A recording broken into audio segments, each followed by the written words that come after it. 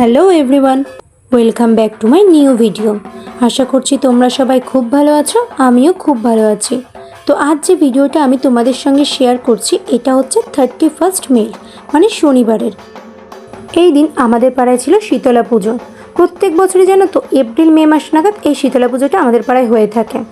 আজ থেকে ঠিক 2 বছর আগেও যতবার পাড়ায় এই পুজোটা হয়েছে আমি চেষ্টা করেছি এই পুজোতে পার্টিসিপেট করার, মানে সারা দিন উপোস করে রোদের মধ্যে কুলো নিয়ে বাড়ি বাড়ি ঘোরা এবং তারপরে ডন্ডি কেটে পুকুরে স্নান করে কুলো ভাসিয়ে উপোস ভঙ্গ করা। এখন যেহেতু কাজের মধ্যে থাকি অফিসে সারাদিন, তো অফিস থেকে ছুটি পাওয়াটা একটু মুশকিল হয়ে যায়, সেই জন্য এখন আর আমি এই পুজোতে পার্টিসিপেট করতে পারি না। কিন্তু খুব মিস করি পুরোনো দিনগুলো, কীভাবে সবার সাথে মিলেমিশে পুজোতে অংশগ্রহণ করতাম এবং সারাদিন উপোস করে সবার সাথে মিলেমিশে এই যে পুজোর রিচুয়ালসগুলো পালন করতাম। যেহেতু শনিবার ছিল, আমার অফিস ছুটি ছিল না, সেই জন্য এই পুজোটা এই বছরও সচক্ষে দেখার সৌভাগ্য আমার হয়নি। কিন্তু তোমরা ভাবতেই পারো তাহলে এই ভিডিও ক্লিপগুলো কোথা থেকে এলো।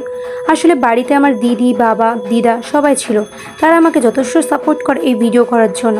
তারাই বাড়ি থেকে এই ভিডিওগুলো করে রেখেছিল। শুধুমাত্র পরিবারের নিজেদের লোকেরাই নয়, আশেপাশে আমার যত প্রতিবেশী আছে তারাও খুবই সাপোর্টিভ। এই যেমন ধরো এই ভিডিওগুলো কিন্তু আমি করিনি বা আমার ফ্যামিলির কেউ করেনি। আসলে আমাদের পাশের বাড়ি একজন আছেন, তিনি এই ভিডিওগুলো করেছিল, তাই তার স্ট্যাটাস দেখে আমি তার থেকে এই ভিডিওগুলো চেয়ে নিই। কিন্তু সে আমাকে একবারও বলেনি যে না ভিডিওগুলো আমি দেবো না, বরং একবার চাওয়াতেই সে আমাকে তার ভিডিওগুলো দিয়ে দিয়েছে এবং পারমিশন দিয়েছে আমি এগুলোকে পোস্ট করতে পারি।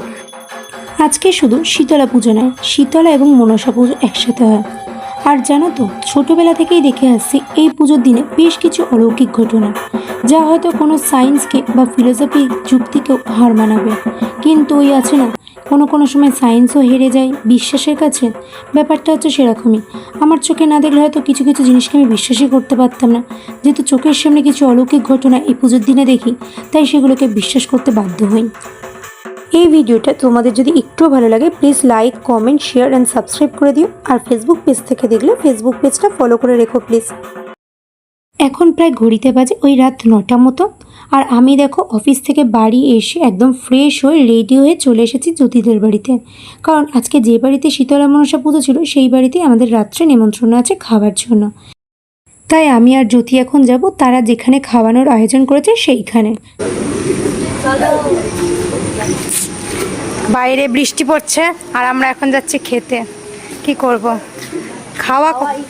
ইয়েস, একদম পাশের বাড়িতেই পুজোটা হয়, সেই জন্য আমরা দেখো দুপা হাঁটতে না হাঁটতে পৌঁছে গেছি যেখানে খাওয়ানোর আয়োজন করা হয়েছিল সেখানে। এসে একটা ফাঁকা টেবিল দেখে আমরা বসে পড়েছি। বসার সঙ্গে সঙ্গে দেখো চলে এসেছে পাতা আর তার সাথে জল। অন্যবার যখন আমরা ডন্ডি কেটে পুজো করতাম প্রচণ্ড কষ্ট হতো রোদে গরমে, কিন্তু এইবার একটা জিনিস বাঁচোয়া ছিল, যারা ডন্ডি কেটেছে সারাদিন উপোস করে পুজো দিয়েছে তাদের জন্য যে বৃষ্টি হয়েছে, গা ভেজা থাকলে এতটা কষ্ট হয় না যতটা রোদের তাপে কষ্ট হয়। কথা বলতে বলতেই দেখো পাতে পড়ে গেছে বাসন্তী পোলাও, যেটা আমার খেতে খুবই ভালো লাগে। তারপরে দেখো পাতে পড়ে গেছে নিরামিষ কাশ্মীরি আলুর দম। পোলাওয়ের সাথে চিকেন কষা হলেও ভালো লাগে, কিন্তু পুজোর বাড়ির এই নিরামিষ পোলাও আলুর দম জাস্ট কোনো কথা হবে না। আহা কি টেস্টি ছিল এই পোলাও আলুর দমটা। এর টেস্ট তো যে কোনো বড় বড় রেস্টুরেন্ট হোটেলের খাবারকেও হার মানাবে।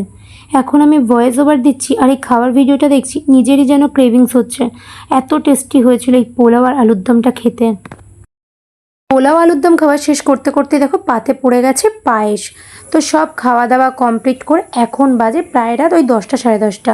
আমি যাচ্ছি বাড়ির দিকে। না এতক্ষণ বসে আমি খাইনি, আসলে খাওয়ার পর বেশ কিছুক্ষণ আমি আর যদি রাস্তায় হাঁটছিলাম, তাই একটু দেরি হয়ে গেল।